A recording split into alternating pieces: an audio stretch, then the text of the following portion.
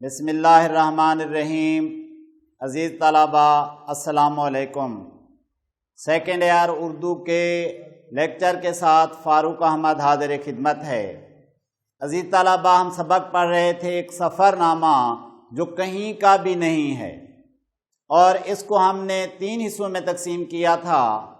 پہلے 2 حصے ہم پڑھ چکے ہیں، آج اس کا آخری حصہ، اور یہ ہم نے پڑھنا ہے پیج نمبر 84 سے۔ لاسٹ میں ہم نے بات یہاں پہ چھوڑی تھی کہ ڈاکٹر گلبرگ کہہ رہے تھے کہ یہ پشاور والا ہوٹل جو ہے یہ پاکستان کے لیے نظر بٹو ہے۔ ویسے وہ پشاور والوں کے معترف تھے، پشاور والوں کی خدمت و تواضع کو مانتے تھے۔ تو آج جہاں سے ہم نے ابتدا کرنی ہے، جاتے ہوئے جن لوگوں نے ہم سے پوچھا تھا کیا کابل میں گدھے نہیں ہوتے، ابتدا میں ابن انشا نے لکھا تھا کہ کچھ لوگ ہم سے جل بھن کر یعنی حسد کرتے ہوئے کہنے لگے کیا کابل میں گدھے نہیں ہوتے جو تم جا رہے ہو۔ تو انہی کو بتا رہے ہیں، ان کی اطلاع کے لیے گزارش ہے، یعنی ان کو خبر دینے کے لیے عرض کرتا ہوں کہ ہوتے ہیں اور بہت ہوتے ہیں۔ یہاں ہمارا مطلب 4 ٹانگوں والی بلا سینگ کی مخلوق سے ہے، یعنی میں ڈائریکٹ وہ کہتے ہیں کہ گدھوں سے متعلق ہی بات کر رہا ہوں، 4 ٹانگوں والے جن کے سینگ نہیں ہوتے، میں اس مخلوق کی بات کر رہا ہوں۔ 2 ٹانگوں والے بھی یقیناً ہوں گے، ہم نے زیادہ جستجو نہیں کی، یعنی 2 ٹانگوں والے گدھے بھی ہوں گے، بے وقوف اور احمق لوگ، لیکن ہم ان کے متلاشی نہیں تھے، ہم نے انہیں تلاش ہی نہیں کیا، ہم نے انہیں ڈھونڈا ہی نہیں۔ یہ گدھے وہ تھے جو زرنگار پارک کے سامنے قطار در قطار کھڑے تھے، اور ان کے پالان کہا جاتا ہے کجاوے کو، کجاوا یہودا، سنگ تروں سے بھرے ہوئے تھے۔ یہاں سنگ ترے تل کر بکتے ہیں۔ یہ ہر علاقے کی اپنی تہذیب و ثقافت ہوتی ہے کہ کہیں چیزیں درجن کے حساب سے بکتی ہیں، کہیں تل کر بکتی ہیں۔ آپ لاہور چلے جائیں تو لاہور میں بھی ہم نے دیکھا ہے کہ وہاں وہ سنگ ترے جو ہے درجن کے حساب سے دے رہے ہوتے ہیں۔ ہمیں عجیب لگتا ہے، جبکہ ہم نے ساری زندگی اپنے علاقے میں وہ تول کے حساب سے ہی خریدے ہوں۔ ڈاکٹر گلبرگ کی یعنی بیوی سنگ تروں پر مچل گئیں، یعنی سنگ تروں کا انہیں شوق ہوا، وہ سنگ تروں پر فریفتہ ہوئیں اور بولی ان کا بھاؤ پوچھو، یعنی ان کے دام پوچھو، ان کی قیمت پوچھو۔ ہم نے بھاؤ پوچھا۔ اب ابن انشا نے جس انداز میں پوچھا وہ یہ آغا چند است، آغا کا لفظ پشاور والے جیسے ہم خان، نواب، سردار کا لفظ بولتے ہیں، سیم اسی انداز میں ہر نام کے ساتھ ملا دیتے ہیں۔ آگے کہا چند است، چند کے میننگ ہیں کچھ، است کے میننگ ہے۔ آگا چند است، آگا کچھ ہے، لیکن اس سے مراد کیا لیا؟ انہوں نے اس سے مراد یہ لیا کہ آگا اس کا کیا بھاؤ ہے، یعنی قیمت بھی پوچھ رہے ہیں تو وہ ٹوٹی پھوٹی پشتو میں آگا چند است، یا فارسی زبان میں۔ ایران کی طرح یہاں بھی یہ معلوم ہوا کہ فارسی بولنا آسان ہے، یعنی آپ غلط بھی بول دیتے ہیں، سمجھنا مشکل، کیونکہ وہ تو صحیح بولیں گے، وہ صاحب زبان ہے اور تیز بھی بولیں گے، تو آپ کو سمجھ نہیں آئے گی۔ آغا نے جو جواب دیا وہ ہمارے پلے نہ پڑا، یعنی اس فروٹ والے نے، پھل والے نے جو جواب دیا، یا پھل فروش نے جو جواب دیا، وہ ہماری سمجھ سے بالا تر تھا، وہ ہمیں سمجھ نہ آیا۔ حالانکہ ہم نے چہ کر کے 1-2 بار وضاحت بھی چاہی۔ چہ یعنی کیا ہم نے بار بار کہا کہ آخر کہہ کیا رہے ہو، لیکن انہوں نے جو بھی وضاحت کی وہ ہماری سمجھ نہ آئی۔ ان غیر ملکیوں کو یہ بتانا غیر ضروری تھا کہ یہ گدھے والا ان الفاظ میں ادائے مطلب سے قاصر ہے، کہ گدھے والا اپنی بات ہمیں سمجھا نہیں پا رہا۔ لہٰذا ہم نے کہا چھوڑیے بہت مہنگا دیتا ہے، یعنی ہم نے بہانہ بنا لیا کہ یہ مہنگے بیچ رہا ہے، اس سے خریدتے ہی نہیں ہیں۔ لیکن وہ خاتون تھوڑی دور ایک اور گدھے کے پاس میں چل گئی، کہنے لگی ادھر سے لے کر دو کہ یہاں سے لے لو، یہ سستا دے گا۔ ہم نے ایک باٹ کی طرف اشارہ کر کے سنگتروں والے سے کہا آغا بس ای کا در دے دو، یعنی ہم نے وہ جو باٹ تھا وزن کا ایک یونٹ، ہم نے اس کی جانب اشارہ کر کے کہا بس اتنے، آغا بس ای کا در دے دو۔ کچھ فارسی کچھ اردو ملی جلی زبان میں ہم نے کہا کہ بس اتنے۔ اس نے تولا تو 4 سنگترے پڑے، یعنی 4 سنگترے اس باٹ کے وزن کے برابر کے ہوئے۔ قیمت ہم نے نہ پوچھی کہ افہام و تفہیم میں دقت نہ ہو، افہام و تفہیم سمجھ بوجھ، دقت مشکل پریشانی، یعنی قیمت پوچھتا ہوں پتہ نہیں یہ کتنے کہتے ہیں، میں اسے کم دیتا ہوں یا اسے زیادہ دیتا ہوں، اس لیے میں نے ایک بڑا نوٹ ان کی جانب بڑھا دیا کہ جتنے سنگتروں کے پیسے ہوں گے وہ لے لے گا، اور جو چینج ہوگی ریزگاری ہوگی بقیہ پیسے ہوں گے وہ مجھے دے دے گا۔ آخر باہم زبان سمجھنے نہ سمجھنے کا معاملہ ہمارا اور ہمارے افغان بھائیوں کا ہے، ڈنمارک والوں کو اس سے کیا مطلب؟ ہم نے 10 افغانی کا نوٹ دیا، اس نے 4 افغانی کاٹ کر باقی ریزگاری یعنی چینج ہمیں دے دی۔ ڈاکٹر گلبرگ اور ان کی بیوی نے ہمارا بہت شکریہ ادا کیا اور کہا کہ اس دیار غیر میں یعنی دوسرے ملک میں جہاں ہماری زبان اور انگریزی سمجھنے والا کوئی نہیں، تم ہمارے ساتھ نہ ہوتے تو ہم کیا کرتے؟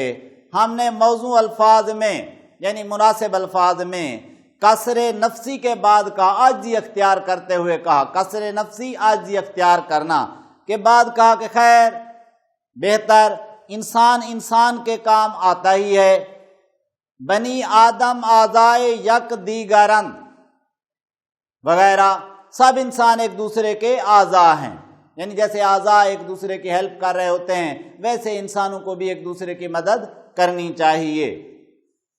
آگے چل کر ابن انشا لکھتے ہیں جس کام سے ہم کابل گئے تھے اس کا تعلق کتابوں سے تھا۔ ہم نے اپنے ایک افغانی دوست سے کہا کہ ہمیں کسی پبلشر سے ملوائیے، یعنی کوئی کتابیں چھاپنے والا ہو تو اس سے ملواؤ۔ بولے یہاں کوئی پبلشر ہی نہیں، یعنی کتابیں یہاں کوئی چھاپتا ہی نہیں ہے۔ ہم نے کہا کوئی چھوٹا موٹا تو ہوگا، انہوں نے کہا نہ چھوٹا نہ موٹا۔ پھر کتب فروش کتابیں کہاں سے لیتے ہیں؟ کتابیں بیچنے والے آخر کتابیں جو بیچتے ہیں لیتے ہیں وہ کہاں سے لیتے ہیں؟ وہ ہمارا دوست کہنے لگا کتب فروش کتابیں بیچنے والے، کون سے کتب فروش؟ ہم نے کہا بازار میں کتابیں بیچنے والوں سے مطلب ہے، اس کے علاوہ ریلوے اسٹیشنوں پر بک اسٹال ہوتے ہیں، یعنی کتابوں کی چھوٹی چھوٹی دکانیں ہوتی ہیں، کابل کندھار وغیرہ میں ہوں گے ہی، جہاں سے مسافر سفر میں دل بہلانے کے لیے ناول، رسالے، جنتریاں وغیرہ خریدتے ہیں۔ ہمارے دوست نے کسی قدر جھلاہٹ سے کہا، یعنی پریشانی اور غصے کی ملی جلی کیفیت میں کہا میاں ہوش کی دوا کرو، یعنی عقل کے ناخن لو، کون سے ریلوے اسٹیشن اور کیسی ریلوے؟ تمہیں معلوم ہے افغانستان میں ریلوے نام کی کوئی چیز نہیں، یہ شیطانی چرخہ تمہیں کو مبارک ہو، یعنی افغانستان میں ریلوے کا کوئی نظام ہی نہیں ہے، یہ تمہارے یہاں ہے تو یہ تمہیں کو مبارک ہو۔ شیطانی چرخہ اس لیے ابن انشا نے کہا ہے کہ پہل انگریزوں نے ریلوے کا نظام جب برصغیر پاک و ہند میں قائم کیا اور اس کے لیے پٹڑیاں بچھائیں تو انہوں نے اپنے فوجی اور اسلحہ جات ایک مقام سے دوسرے مقام تک پہنچانے کے لیے اس گاڑی کو استعمال کیا اور پھر پورے برصغیر پاک و ہند پر قبضہ کر لیا۔ تو اس لیے کہا کہ یہ شیطانی چرخہ، میرے دوست نے کہا تمہیں کو مبارک ہو، ہمارے ہاں کوئی ایسا شیطانی چرخہ نہیں ہے۔ تب ہمیں افغانستان کے متعلق وہ مضمون یاد آیا جو ہم نے کابل جانے سے پہلے پڑھا تھا۔ لکھا تھا کہ ادھر آپ نے درہ خیبر کے پار افغانستان کی نئی سرزمین میں قدم رکھا، ادھر 1 صدی پیچھے پہنچ گئے، یعنی وہ پسماندہ ملک ہے، ہم اس سے زیادہ ترقی کیے ہوئے ہیں، ہم 100 سال ان سے آگے ہیں۔ اس مضمون میں یہ تحریر کیا گیا تھا۔ اور بعض اوقات یہ عجیب لگتا ہے کہ کیسے ہم اس زمانے میں ہیں، وہ بھی اس زمانے میں ہیں، ہم ان سے 100 سال کیسے آگے نکل گئے۔ تو بیٹا جب ہم لوگ کسی بڑے شہر کو جاتے ہیں، مثال کے طور پر لاہور جائیں، پنڈی جائیں، اسلام آباد جائیں، اور ان ایریاز کو، ان علاقہ جات کو آپ دیکھیں تو آپ کو لگتا ہے کہ ہم بہت پسماندہ ہیں۔ وہ شہر بہت ترقی کر چکے ہیں، وہاں کالجز ہیں، وہاں یونیورسٹیاں ہیں، وہاں میڈیکل کالجز ہیں، اور بہت سے ترقی کے کام کیے گئے ہیں، جبکہ ہمارے علاقے میں کوئی اس علاقے کی ترقی جیسا کام دکھتا ہی نہیں ہے۔ تو اس لیے لگتا ہے کہ وہ لوگ ہم سے کہیں آگے ہیں۔ پبلشروں کی حد تک تو ٹھیک ہے کہ افغانستان میں اس نام کی کوئی مخلوق نہیں، یعنی کوئی پرائیویٹ کام کرنے والا ہے ہی نہیں جو کتابیں چھاپتا ہو۔ حکومت کے محکمے اور ادارے سرکاری مطبوع میں، یعنی سرکاری چھاپا خانوں میں یا پریس میں کتابیں چھاپتے ہیں، ان کی بھی مکمل تعداد پورے ملک میں 5 ہے۔ یہ کئی دفعہ معروضی میں پوچھا جا چکا ہے کہ افغانستان میں سرکاری پریس کے ادارے کتنے ہیں، تو 5۔ پرائیویٹ پریس کوئی نہیں ہے۔ اول تو ان حالات میں کوئی شخص کچھ لکھنے کا حوصلہ ہی نہیں کرتا، اور اگر کوئی مرزا غالب یا فیض احمد فیض پیدا ہو بھی جائے، مرزا غالب اردو زبان کے بہت بڑے ادیب، شاعر، اور شاعری کی وجہ سے انہیں شہرت ملی، مکتوب نویسی کی وجہ سے انہیں شہرت ملی۔ فیض احمد فیض یہ بھی ترقی پسند تحریک کے ایک سرگرم شاعر، از راہ قانون یعنی قانون کے راستے سے، قانونی طور پر اسے حکومت کو عرضی دینی چاہیے، اسے حکومت کو درخواست دینی چاہیے۔ کوئی شاعری کرتا ہے یا کچھ لکھتا ہے تو اسے حکومت کو درخواست دینی ہوگی۔ قانون یہ ہے کہ بندے کی یہ تالیف لطیف، یعنی یہ میں نے بہترین کتاب لکھی ہے، زیور طبع سے آراستہ کی جائے، چھاپ دی جائے۔ وہ ٹھوک بجا کر کسی کام میں جلدی نہیں کی جاتی، یعنی پوری طرح سینسر کرتے ہیں، کتاب کو دیکھتے ہیں کہ کہیں اس میں کوئی ایسی بات تو نہیں ہے جو معاشرے کے لیے نقصان دہ ہو یا حکومت کے خلاف اس کے اندر مواد لکھا ہوا ہو۔ مکمل تحقیق کے بعد پھر کہتے ہیں کہ اب اس کے لیے رقم لاؤ، ہم تمہیں کتاب چھاپ دیتے ہیں۔ دیکھیں گے کہ ہاں کوئی مضائقہ نہیں، یعنی جب مکمل طور پر اس مواد کو دیکھ لیا، کوئی حرج نہیں، کوئی نقصان نہیں، تو حکم ملے گا، اچھا چھاپے دیتے ہیں۔ کاغذ، کتابت یعنی تحریر، طباعت، چھپائی کے پیسے لاؤ، اور جب چھپ جائے تو جہاں جی چاہے، جیسے جی چاہے بیچو۔ مانگ کا یہ حال ہے کہ کچھ کتابیں شائقین خرید لے جاتے ہیں، کچھ بنیا لے جاتا ہے یعنی دکاندار لے جاتے ہیں، اور اس میں کشمش، چلغوزے وغیرہ ڈال کر بیچتا ہے۔ ہمارے انہی دوست نے فرمایا کہ تم جو کچھ بھی کہو، اس نظام میں مصلحت یہ ہے کہ لوگ بیہودہ شاعری یعنی گندی شاعری اور رنگیلے ناولوں وغیرہ سے، یعنی جن میں صرف عشق و محبت کے علاوہ اور کوئی بات نہ ہو، اس سے تو کم از کم محفوظ ہو جاتے ہیں، بچ جاتے ہیں۔ ریلوے کی کہانی یہ معلوم ہوئی کہ شاہ امان اللہ خان نے، جو افغانستان کا حکمران تھا، نے اپنے زمانے میں دارالامان نام کی تازہ بستی بسائی تھی۔ دارالامان امن کی جگہ، اس نے جو نیا شہر بنایا یا بستی بنائی یا بستی قائم کی تو اسے نام دیا دارالامان کا۔ یہ معروضی میں آپ سے پوچھا جا سکتا ہے کہ دارالامان کس نے قائم کی تھی یہ بستی، تو اس کے سلسلے میں آپ لوگ کہیں گے کہ شاہ امان اللہ خان نے، یا شاہ امان اللہ خان نے کون سی بستی قائم کی تھی، تو دارالامان۔ وہاں تک ریلوے لائن نہ کہیے، ٹرالی لائن بچھائی تھی۔ بچہ سکا نے، یہ بچہ سکا ایک ماشکی کا بیٹا تھا جو کچھ دنوں کے لیے افغانستان کا حکمران بن گیا تھا، نے ان کا تخت و تاج چھینا تو پوچھا یہ کیا چیز ہے، یعنی شاہ امان اللہ خان سے حکومت چھین لی تو پوچھا کہ یہ جو لائنیں بچھی ہوئی ہیں آخر یہ کیا ہے۔ چنانچہ فرنگیوں کی بدعت قرار دے کر اکھاڑ پھینکا کہ یہ تو فرنگی ایسا کام کر کے گئے ہیں۔ تو کہا کہ انگریزوں کی کوئی نشانی ادھر باقی نہیں رہنی چاہیے۔ بیٹا بدعت کہتے ہیں نئی چیز کو یا نئے کام کو، اور دین میں بدعت جو ہے یہ دو قسمی ہوتی ہے۔ ایک بدعت کو کہتے ہیں بدعت نعیمہ، یعنی اچھی بدعت، جیسے حضرت عمر فاروق رضی اللہ تعالیٰ عنہ نے مسجد حرام اور مسجد نبوی میں 30 روز کے لیے تراویحاں جو ہیں مقرر کر دیں کہ اب آپ نے پورا مہینہ ان مساجد کے اندر اور پھر ان کی سلطنت کے اندر جتنی مساجد تھیں وہاں بھی کہا کہ 30 روز تک نماز تراویح ادا کریں۔ تو بعض صحابہ نے کہا کہ یہ تو بدعت ہے، تو حضرت عمر کا جواب تھا کہ نعم البدعت ہے، کہ یہ بدعت ہے لیکن اچھی بدعت ہے۔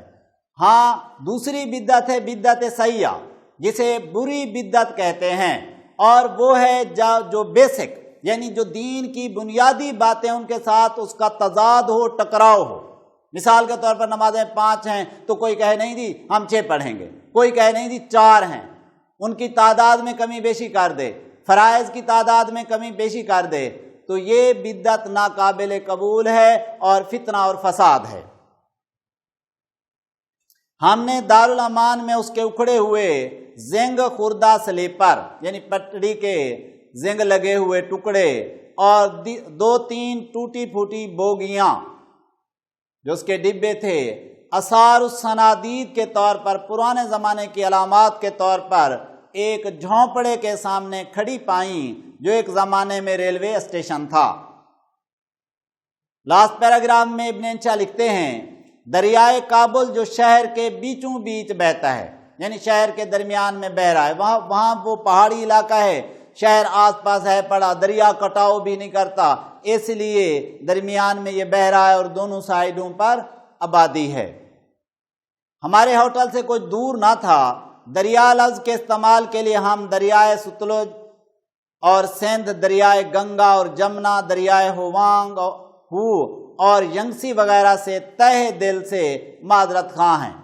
تو ابن انشا نے 2 پاکستان یا برصغیر پاک و ہند کے دریاؤں کے نام لیے، 2 ہندوستان کے دریاؤں کے نام لیے اور 2 چائنا کے دریاؤں کے نام لیے۔ کراچی والے دریائے کابل کی وسعت کا اندازہ کرنا چاہیں تو اس گندے نالے کو دیکھ لیں جو نہ جانے کہاں سے آتا ہے اور کہاں جاتا ہے، لیکن ویمن کالج کے پاس سے گزرتا ہے، عورتوں والے کالج کے پاس سے ہو کر گزرتا ہے۔ تو یہاں طنز کر گئے کہ کچھ لوگ گندی سوچ والے ہوتے ہیں، پتہ نہیں کہاں سے آ رہے ہیں، کہاں جا رہے ہیں، لیکن عورتوں کے کالج کے پاس سے ضرور گزریں گے۔ فرق اس نالے اور دریائے کابل میں یہ ہے کہ اس نالے کا پانی نسبتاً صاف ہے اور اس میں اتنی زیادہ بو نہیں آتی، پانی کی مقدار بھی آج کل تو اسی نالے میں زیادہ ہے۔ ہاں گرمیوں میں سنا ہے برف پگھلتی ہے تو دریائے کابل کی ناطاقتی یعنی کمزوری کچھ دور ہو جاتی ہے۔ پہلے پانی نہیں ہوتا تو گرمیوں میں جب برف پگھلتی ہے تو دریائے کابل میں کچھ پانی آ جاتا ہے۔ دیوار پر سے نیچے جھانکیں تو دریا کی غریب نوازی کا نقشہ یہ نظر آتا ہے کہ یہاں ایک بڑھیا کپڑے دھو رہی ہے، تھوڑا آگے اس میں بچے نہا بھی رہے ہیں اور آس پاس کے گھر والوں کو بھی کوڑا پھینکنے کا بڑا آرام ہے۔ تو ابن انشا نے اصل میں تنزن کہا ہے کہ پانی ہے اور وہ ہے بھی تھوڑا سا، اور لوگوں کی حالت دیکھیں کہ اس پانی کو آلودہ کر رہے ہیں، خراب کر رہے ہیں، جس پانی کو مفید کاموں کے لیے استعمال کرنا ہے اسے آلودہ کر رہے ہیں۔ ٹوکری اٹھائی اور دریا میں جھاڑ دی، یعنی وہ کوڑا کرکٹ، گرد و غبار سارا دریا میں پھینک دیتے ہیں۔ یہی دریا پیاسوں کی تشنگی بھی رفع کرتا ہے، یعنی پیاسوں کی پیاس بھی بجھاتا ہے، کیونکہ نئے حصہ شہر کو چھوڑ کر پرانے شہر میں گھروں تک پانی کے پائپ لے جانے کا کوئی سلسلہ نہیں۔ ہتھی والے اور کہیں کہیں دوسرے نلکے البتہ ہیں جن سے محلے والے اپنی باری سے مٹی کے مٹکے اور جھجھریں بھر لے جاتے ہیں۔ جھجھریں سراہی کی طرز کا ایک ظرف یا برتن، ان مٹکوں کی وضاقتہ یعنی شکل و صورت کے ظرف برتن ہم نے یا تو عجائب گھروں میں دیکھے یا پھر رباعیات عمر خیام کی بعض تصویروں میں۔ عمر خیام فارسی زبان کا ایک قادر الکلام شاعر جو شراب سے متعلق، خمریات سے متعلق زیادہ لکھا کرتا تھا، اور اس کی کتابوں کے ٹائٹل پر سراہی یعنی سراہی بھی بنی ہوئی ہے، جام بھی بنے ہوئے ہیں۔ تصویروں میں سراہی آپ نے دیکھی ہے، ان سے ذرا بڑے ہوتے ہیں، لہذا انہیں سراہا کہہ لیجیے۔ یہ اپنی طرز پر ایک لفظ गढ़ लिया कि तानीस में छोटापन शामिल होता है तो उसे मुज़क्कर बना के पेश कर दिया कि बड़ापन जाहिर हो जाए। एक तरफ को पकड़ने के लिए दस्ता भी लगा दीजिए। बेशक अब हुकूमत पानी पैपों के जरिए घरों तक पहुंचाने का बंदोबस्त कर रही है, लेकिन फिलहाल तो शहर में सक्कों का राज है। सक्का कहते हैं पानी भरने वाले को, माशकी को, जो मशकीज़े के जरिए पानी भरकर घरों तक पहुंचाते हैं। एक सक्का तो कुछ दिनों तक मुल्क का बादशाह भी रहा, लेकिन वो अलग कहानी है। तो बेटा ये सबक क्या एक सफ़रनामा जो कहीं का भी नहीं है, लिखा हुआ है इब्न इंशा का, और सिन्फ इसकी है सफ़रनामा, माखज़ दुनिया गोल है। ये इब्न इंशा की लिखी हुई एक किताब, इसी में से फर्स्ट ईयर में भी एक सबक, क्या वाकई दुनिया गोल है, आप सबक एक पढ़ आए। तो आज ये सबक अपने इख्तिताम को पहुंचा। इंशाअल्लाह ताला अगले लेक्चर के साथ फिर हाजिर होऊंगा। अल्लाह हाफ़िज़, शुक्रिया।